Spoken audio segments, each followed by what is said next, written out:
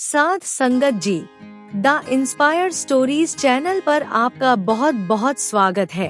Video शुरू करने से पहले कृपया आप मेरे चैनल को सब्सक्राइब जरूर करें और साथ में बेल आइकन को भी दबा दें ताकि मेरे नए वीडियो का नोटिफिकेशन आपको मिल जाए। और अगर वीडियो अच्छा लगे तो कृपया लाइक, कमेंट और ज्यादा से ज्यादा शेयर करें। अब देर न करते हुए आज की कहानी शुरू करते हैं। साध संगत जी, प्राचीन समय की बात है। एक गांव में भावना और रोमा नाम की दो बहनें रहती थी। रोमा का कम पढ़े लिखे होने के कारण उसका विवाह एक गरीब परिवार में हुआ। वहीं भावना की सुंदरता पर मोहित होकर एक अमीर व्यक्ति ने उससे विवाह किया। अपनी सुंदरता पर घमंड तो भावना को पहले से ही था, लेकिन विवाह के बाद उसे दौलत का भी घमंड हो गया। दोनों बहनों के घर आसपास ही थे। जब भी भावना को मौका मिलता वो रोमा को उसकी गरीबी के कारण नीचा दिखाने की कोशिश करती और उसे कहती, रोमा तुम जानती हो, अभी अभी मेरे पति ने मुझे सोने का हार दिलवाया है और तुम्हारे घर के पास वाला खेत भी हमने खरीद लिया है।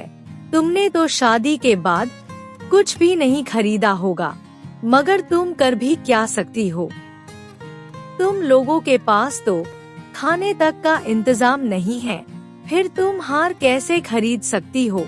ये बात सुनकर रोमा को बुरा तो बहुत लगता, लेकिन वो मायूस होकर रह जाती। रोमा के दिन बहुत गरीबी में गुजर रहे थे। उसके घर में 2 वक्त की रोटी भी बड़ी मुश्किल से जुड़ पाती थी।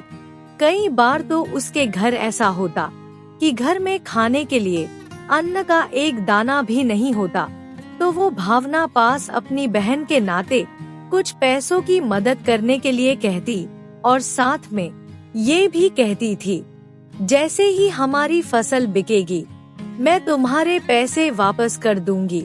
लेकिन भावना हर बार टाल मटोल करके उसको मना कर देती और हर बार कोई नया बहाना बना देती।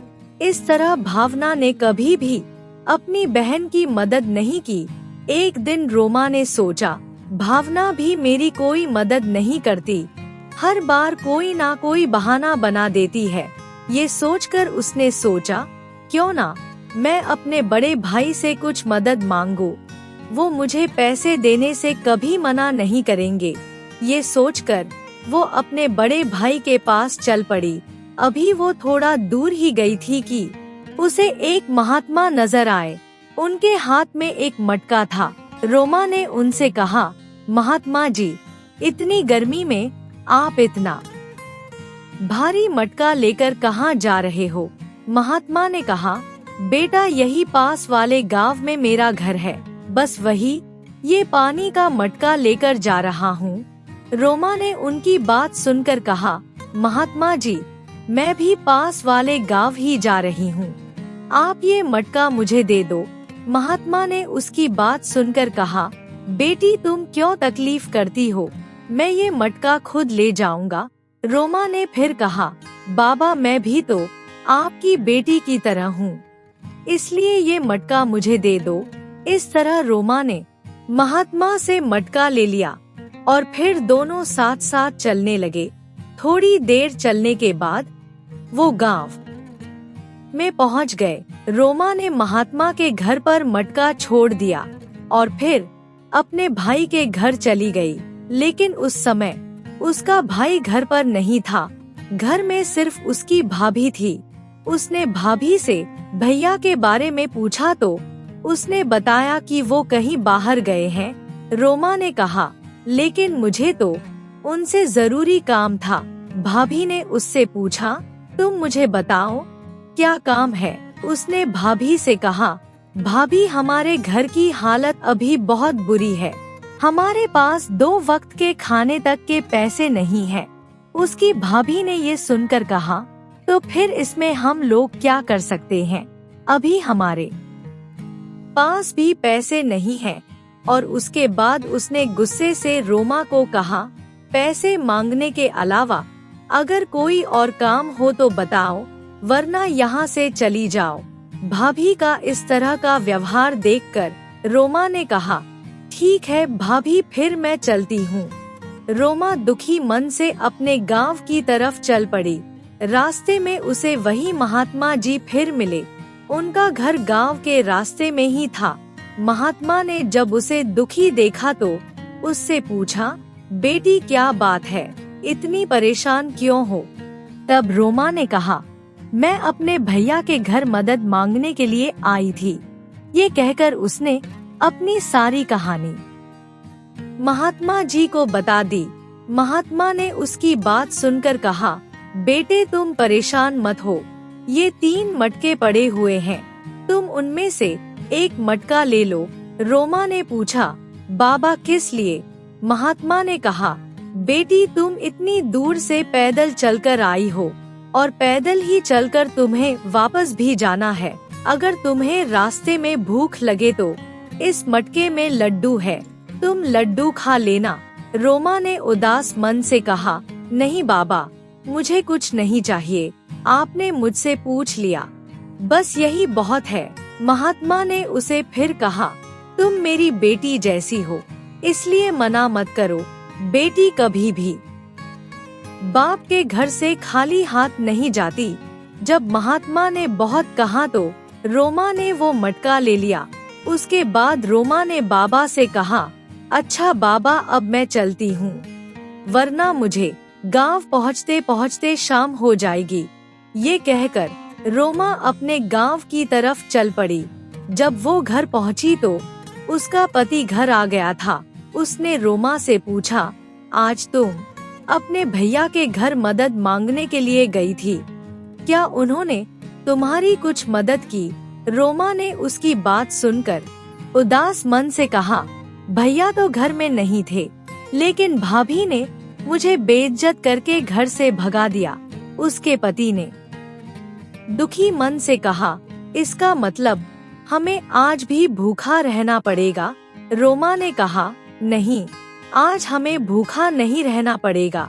आज जब मैं भैया के घर से वापस आ रही थी तो रास्ते में मुझे एक महात्मा जी मिले और महात्मा ने मुझे लड्डुओं से भरा हुआ एक मटका दिया और कहा, अगर रास्ते में भूख लगे तो इसे खा लेना।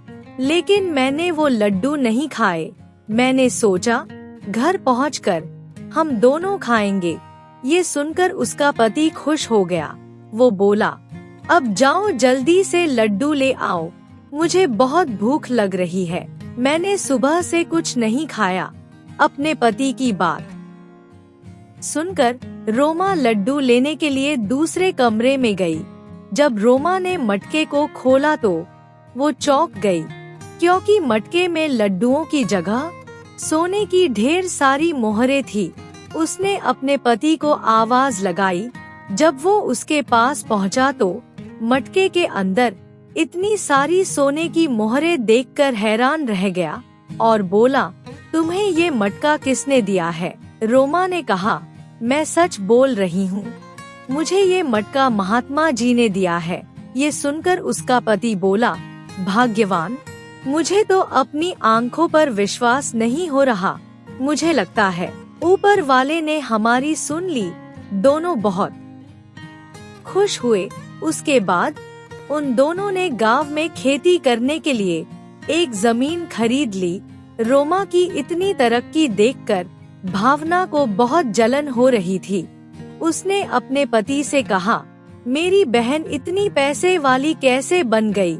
उसके पास इतना सारा धन कहाँ से आ गया? कुछ दिन पहले तो वो मेरे पास भीख मांगने आई थी और अब तो वो हमसे भी ज्यादा अमीर हो गई है। उसके पति ने उसकी बात सुनकर कहा, हाँ मैं भी यही सोच रहा हूँ। पहले तुम्हारी बहन का पति लोगों के खेत में मजदूर का काम करता था और अब तो उसने अपनी बहुत सारी जमीन खरीद ली। उसके पास इतना सारा पैसा कहाँ से आ गया? फिर उसे कुछ याद आया और वो बोला, मैंने कुछ दिन पहले तुम्हारी बहन को तुम्हारे भाई के गांव जाते हुए देखा था। भावना ने ये सुनकर कहा, इसका मतलब रोमा इतना सारा पैसा भैया के घर से लाई है। तब उसके पति ने कहा, तुम भी तो उसकी छोटी बहन हो, तुम भी उसके पास अपना हिस्सा लेने के लिए जाओ। ये सुनकर भावना ने कहा, तुम ठीक कह रहे हो, भैया की संपत्ति पर जितना अधिकार उसका है उतना ही मेरा भी है। ये सोचकर दोनों ने सोचा कि कल हम भी अपने भाई के घर चलेंगे। फिर वो अगले दिन सुबह सुबह अपने भैया से मिलने के लिए चल पड़े। उन्हें भी रास्ते में वही महात्मा जी नजर आए। महात्मा ने भावना से कहा, बेटी तुम ये मटका उठाकर मेरे कंधे पर रख दोगी। भावना ने महात्मा की बात सुनकर कहा, क्या तुम अपना काम खुद नहीं कर सकते? महात्मा ने कहा, बेटी मैं बूढ़ा हो गया हूँ, मेरे से ज्यादा वजन नहीं उठाया जाता, इसलिए मैंने तुमसे कहा है। भावना ने उसकी बात सुनकर गुस्से से कहा, क्या तुम हमसे पूछकर बूढ़े हुए हो? ये सब कुछ सुनने के बाद उसके पति ने कहा, तुम क्यों इस बुढ़े की बातों में समय खराब कर रही हो? जल्दी चलो यहाँ से। ये कहकर दोनों बिना महात्मा की मदद किए वहाँ से चले गए। थोड़ी देर के बाद वो अपने भाई के घर पहुँच गए। घर पहुँचकर भावना ने अपने भैया भाभी से कहा, अभी कुछ दिन पहले क्या आपके पास रोमा आई थी? उसके भाई ने कहा, हाँ थोड़े दिन पहले रोमा आई थी, लेकिन उस समय मैं घर में नहीं था, इसलिए मैं उससे नहीं मिला। हाँ तुम्हारी भाभी जरूर उससे मिली थी। भावना ने ये बात सुनकर पूछा, भाभी क्या आपने रोमा को कुछ दिया था? उसकी भाभी ने कहा, नहीं मैंने तो उसे कुछ भी नहीं दिया, हमारे पास कुछ होगा तो ही उसे देंगे। ये सुनकर भावना समझ गई कि भैया ने उसे कुछ नहीं दिया। उसके बाद उसने कहा, अच्छा भैया अब मैं चलती हूँ। ये सुनकर उसका भैया बोला, अभी तो तुम आए हो और इतनी जल्दी जा भी रहे हो, खाना तो खा कर जाओ। लेकिन भावना ने कहा, नहीं हमें जल्दी है, इसलिए हम चलते हैं।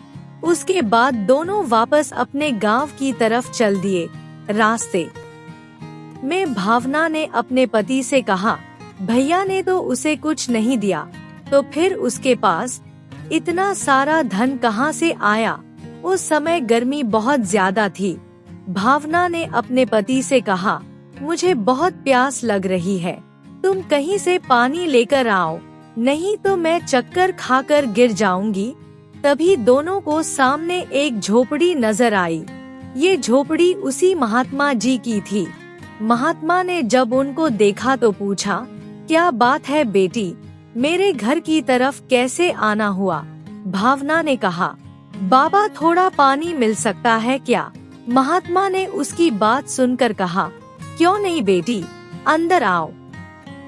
घर के अंदर पहुंचकर भावना ने कहा, बाबा हमने तो तुम्हारी मदद करने से इनकार कर दिया था, फिर भी तुम हमें पानी दे रहे हो। महात्मा ने उसकी बात सुनकर कहा, फिर क्या हुआ बेटी, वो तुम्हारा कर्म था और ये मेरा कर्म है। फिर महात्मा ने उनसे पूछा, मैंने तुम लोगों को पहली बार देखा है, यहाँ तुम किसके घर आए हो? महात्मा की बात सुनकर भावना ने कहा, इस गांव में मेरे बड़े भैया रहते हैं, उनसे मिलने हम इस गांव में आए हैं। तब महात्मा ने कहा, अच्छा तुम बिरजू से मिलने आई हो? फिर बाबा ने उससे पूछा, बेटी तुम्हारी एक बहन भी है ना, जो कुछ दिन पहले तुम्हारे भाई से मिलने आई थी? ये बात सुनकर भावना ने महात्मा से पूछा, लेकिन बाबा आपको इस बात का कैसे पता? तब महात्मा ने कहा, बेटी जिस जगह तुम मुझे आज मिली थी, कुछ दिन पहले तुम्हारी बहन भी मुझे वही मिली थी और उस बेचारी ने मेरे हाथ से मटका लेकर मेरे घर तक मुझे छोड़ा था। महात्मा की बात सुनकर भावना ने कहा, लेकिन बाबा क्या तुम जानते हो, जब से मेरी बहन यहाँ से होकर गई है, उसके पास बहुत सारी धन दौलत आ गई है। महात्मा ने भावना की बात सुनकर कहा, उस बच्ची के पास जितनी भी धन दौलत आई है वो उसके अच्छे कर्म और उसकी अच्छी नियत के कारण मिली है। भावना ने ये सुनकर कहा, बाबा मुझे आपकी बात समझ में नहीं आ रही, और मेरी बहन के ऐसे कौन से अच्छे कर्म है जो उसे इतना धन मिल गया। ये सुनकर भावना के पति ने पूछा, बाबा अच्छे कर्म और अच्छी नियत होने से धनवान कैसे हो सकते हैं? बाबा तुम किस तरह की बातें कर रहे हो?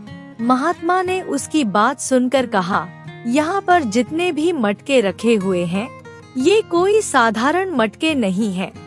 ये मटके मनुष्य के अच्छे कर्म और अच्छी नियत के परिणाम देने वाले मटके हैं। तब भावना ने कहा, बाबा मैं आपकी बात अच्छी तरह से समझ गई कि ये कर्मों के मटके हैं। जिसका जैसा कर्म होगा इस मटके में उसके कर्मों के अनुसार ही फल मिलेगा।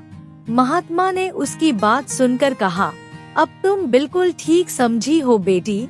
तब भावना ने कहा, बाबा अगर आपको कोई एतराज ना हो तो क्या मैं एक मटका ले सकती हूँ? मैं भी अपना कर्म आजमा कर देखना चाहती हूँ। महात्मा ने कहा, हाँ क्यों नहीं बेटी, तुम भी एक मटका ले लो और अपने कर्म और अपनी नियत का फल पाओ। भावना ने वहाँ से एक मटका उठा लिया और फिर दोनों वहाँ से चले गए। घर पहुंचकर भावना ने जैसे ही मटके को खोला तो उसके अंदर से कीड़े बाहर निकलने लगे। भावना ने ये देखकर कहा, बाप रे बाप, हमारे मटके में से तो कीड़े निकल रहे हैं। ये बात सुनकर भावना के पति ने कहा, क्या गलत निकला? हमारे कर्मों के हिसाब से हमें बिल्कुल सही मिला है। हम लोग बहुत लालची हैं। तुम्हारी बहन मजबूरी की मारी हमारे पास कुछ मदद के लिए आई थी, लेकिन हमने उसकी मदद नहीं की और तो और उसकी गरीबी का मजाक भी उड़ाया। ऐसे बुरे कर्म करने के बाद हम अच्छे फल की उम्मीद कैसे कर सकते हैं? भावना ने उसकी बात सुनकर कहा, आप बिल्कुल ठीक कह रहे हो। मुझे अपने पैसे का बहुत घमंड था। मैंने अपनी बहन की मजबूरी नहीं समझी। मैंने तो हमेशा अपनी अमीरी के दम पर उसे नीचा दिखाया। भावना और उसके पति को अपनी गलती का बहुत पछतावा हो रहा था, लेकिन साध संगत जी अब कुछ नहीं हो सकता था। इंसान कर्म तो कर देता है लेकिन नतीजे की परवाह नहीं करता। साध संगत जी, इस सुंदर कहानी से हमें ये शिक्षा मिलती है कि हमें हमेशा दूसरों की मदद करनी चाहिए। हमें कभी भी किसी का मजाक नहीं उड़ाना चाहिए, क्योंकि कुदरत का एक नियम है, जैसा कर्म करेंगे वैसा ही फल पाएंगे। साध संगत जी, अगर आपको ये कहानी अच्छी लगी हो तो कृपया लाइक, कमेंट और शेयर जरूर करें। आपके प्यार और स्नेह के लिए बहुत बहुत धन्यवाद।